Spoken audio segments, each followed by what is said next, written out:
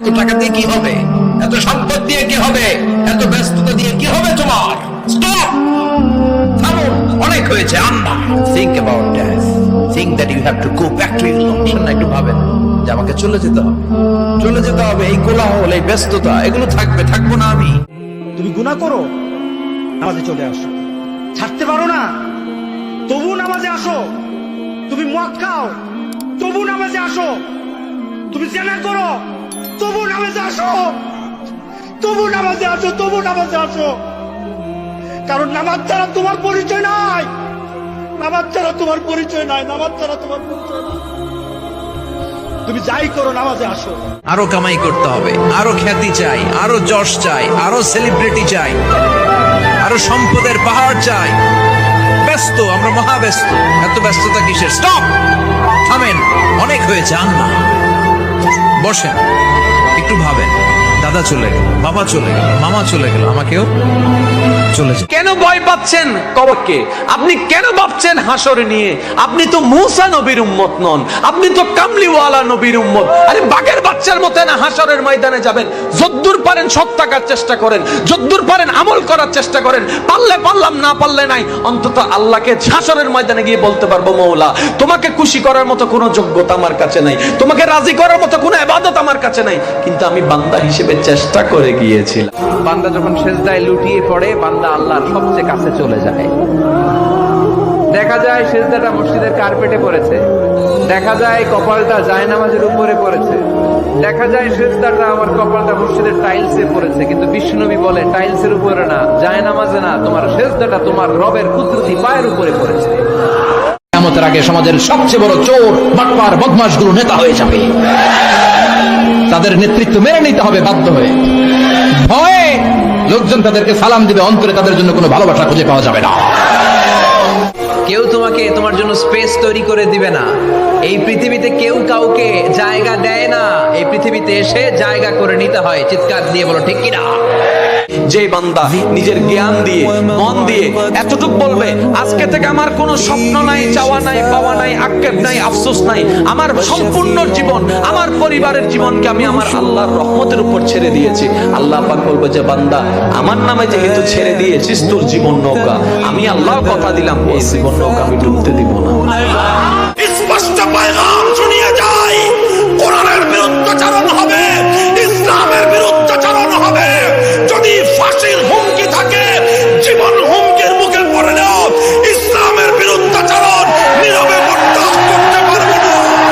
যারা নামাজ পড়ো না, মনে রেখে দিও, মসজিদের সাথে তোমার সম্পর্ক তোমার হয় নাই, তুমি জান্নাতের দরজাও তুমি খুলতে পারবা না।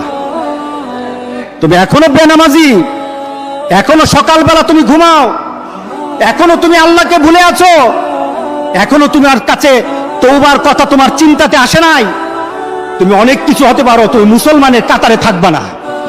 তুমি অনেক কিছু হতে পারো, তুমি ইসলামের কাতারে।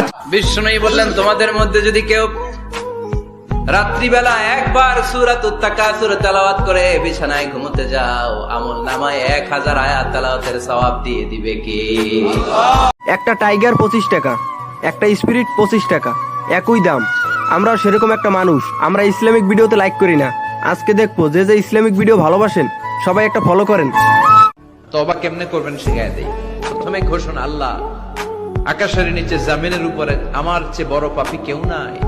সগীরা কবিরা, জেনে না জেনে, ইচ্ছায় অনিচ্ছায়, শিরকে বেদাতি, শয়তানের ধোকায় পড়ে, নফসের ওয়াসওয়াসায় অনেক পাপ করেছে। আল্লাহ আল্লাহ আমি স্বীকার গেলাম, আমি পাপী, আমার চেয়ে বড় পাপী কেউ নাই। কোরআন তেলাওয়াত শেখার প্রয়োজনীয়তা কতটুকু?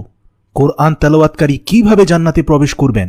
যারা কোরআন তেলাওয়াত করতে জানেন না, তারা কোন জিকিরটি করার মাধ্যমে কোরআন তেলাওয়াতের সমান সওয়াব পেতে থাকবেন?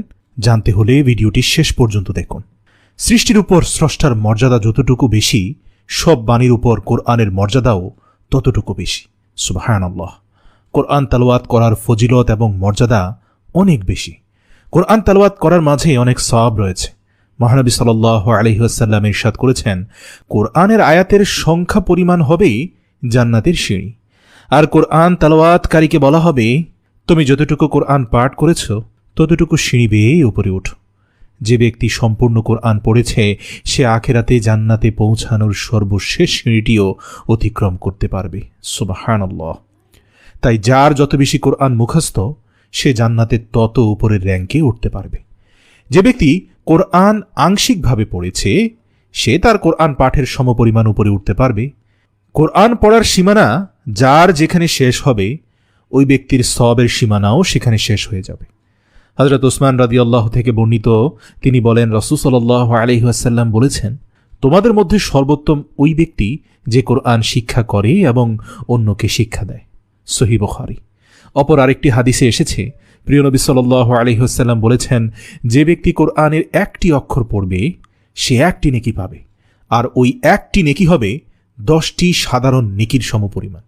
রাসূল সাল্লাল্লাহু আলাইহি ওয়াসাল্লাম আরও বলেন, যে ব্যক্তি কোরআন পাঠ করবে, মুখস্থ করবে এবং কোরআনে উল্লেখিত বিধিবিধানের প্রতি যত্নবান থাকবে সে উচ্চ মর্যাদায় সম্মানিত ফেরেশতাদের সাথে অবস্থান করবে।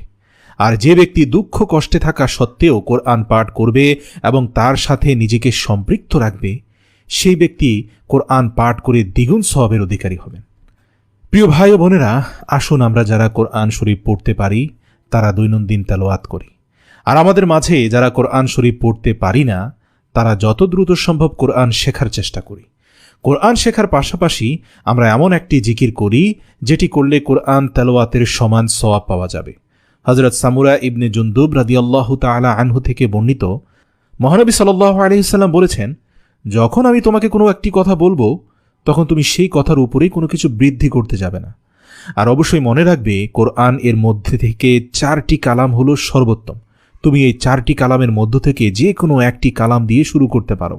সেই 4টি কালাম হলো সুবহানাল্লাহি ওয়ালহামদুলিল্লাহি ওয়া লা ইলাহা ইল্লাল্লাহু আল্লাহু আকবার। অর্থ, আল্লাহ মহাপবিত্র, সকল প্রশংসা আল্লাহর, আল্লাহ ছাড়া কোনো উপাস্য নেই, আল্লাহ সবচেয়ে বড়।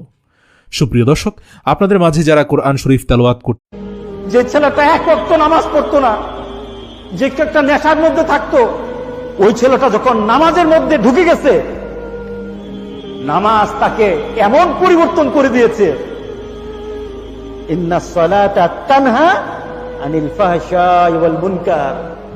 জুমার দিন যারা মারা যায় তাদের কবরের হিসাব হয় না, রমজানে মারা গেলেও কবরের হিসাব মাফ নাই, কিন্তু জুমার দিন যারা মারা যায় তাদের কবরের হিসাব। ভুলগুলো বুঝতে পেরে কেউ যখন কান্না করে আল্লাহর কাছে কাঁদে, তার চোখের পানি চোখ বেয়ে নাকের ডগা বেয়ে মাটিতে পড়ার আগেই ওই ক্রন্দনরত বান্দার জীবনের সব গুণ আল্লাহ মাফ করে দেয়। এজন্য কান্নার কোনো বিকল্প নাই, কাঁদতে হবে। কত স্বামী জাহান্নামী হবে শুধু তার আদরের বউটা বেপরদায় চলার কারণে। কত ভাই জাহান্নামী হবে শুধুমাত্র তার কলিজার টুকরা বোনটা বেপরদায় চলার কারণে।